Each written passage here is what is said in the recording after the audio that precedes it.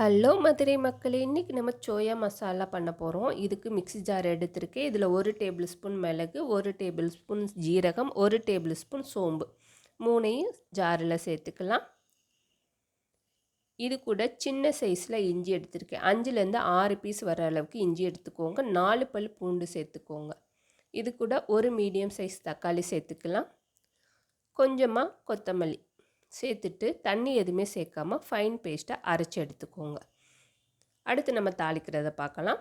மண் பாத்திரம் வச்சுருக்கு. இதில் தேவையான அளவுக்கு ஆயில் சேர்த்துட்டு 1/2 டீஸ்பூன் கடுகு சேர்த்துருங்க. கடுகு சேர்த்ததுக்கப்புறமா ஒரு பச்சை மிளகா கட் பண்ணிவிட்டு சேர்த்துக்கலாம். க்ரீன் சில்லி சேர்த்ததுக்கப்புறமா பெரிய வெங்காயம் 2 பெரிய வெங்காயம் சேர்த்துக்கோங்க. வெங்காயம் எப்போவுமே வதக்கும் போது கொஞ்சமாக உப்பு சேர்த்து வதக்குனிங்கன்னா சீக்கிரமாகவே வதங்கிடும். அதுக்காக கொஞ்சமாக உப்பு சேர்த்துக்கிற போகிறோம். நம்ம மீதி உப்பு வந்து அதுக்கப்புறமா சேர்த்துக்கலாம். சேர்த்துட்டு நல்லா கலந்து விடுங்க. கொஞ்சம் நேரம் நல்லா வதங்கட்டும். இப்போ பார்த்திங்கன்னா இந்த மாதிரி கண்ணாடி பதம் வரணும். அந்த அளவுக்கு வதக்குனதுக்கப்புறமா நம்ம அரைச்சி வச்ச விழுதை சேர்த்துக்கிற போகிறோம்.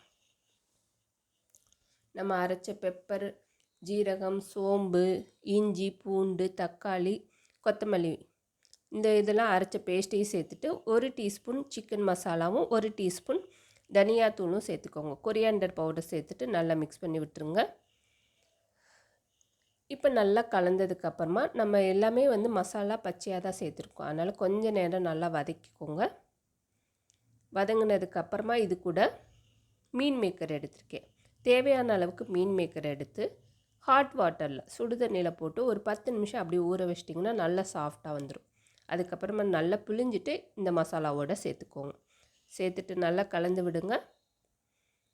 கொஞ்சம் நேரம் கலந்ததுக்கப்புறமா தண்ணி கொஞ்சம் ட்ரை ஆக ஆரம்பிக்கும். அந்த டயத்தில் இதில் கொஞ்சமாக தண்ணி சேர்த்து ஒரு 10 நிமிஷம் நல்லா வந்துட்டு வேக வச்சிங்கன்னா எண்ணெய் நல்லா பிரிஞ்சு வரும். சிம்மில் வச்சுக்கோங்க. இப்போ லைட்டாக வந்து மசாலா சுருண்டு வர ஆரம்பிச்சிருச்சு. இந்த ஸ்டேஜில் கொஞ்சமாக உப்பு சேர்த்துட்டு நல்லா மிக்ஸ் பண்ணி விட்டுருங்க. இதில் தேவையான அளவுக்கு தண்ணி சேர்த்துக்கலாம். இல்லைன்னா இப்படி ட்ரையாக வச்சு மிக்ஸ் பண்ணும்போது நல்லா வந்து ஆயில் பிரிஞ்சு வரும். அந்தளவுக்கு வதக்குற அளவுக்கு நல்லா சுருளாக வதக்கிடுங்க. இந்த பதத்துக்கு வதக்கணும். நல்லா எண்ணெயெல்லாம் பிரிஞ்சு சூப்பராக வந்து நம்மளோட சோயா மசாலா ரெடி ஆயிடுச்சு. கொஞ்சமாக புதினாவும் கொத்தமல்லியும் சேர்த்துட்டு இறக்கிக்கோங்க. ஒயிட் ரைஸ் நல்லாயிருக்கும். அதே போல் ஜீரா ரைஸுக்கு நல்லாயிருக்கும். சப்பாத்திக்கும் சூப்பராக இருக்கும். இதே போல் நீங்களும் செஞ்சு பாருங்கள் மக்களே. நம்மளோட சேனலை சப்ஸ்கிரைப் பண்ணுங்கள். நன்றி மக்களே.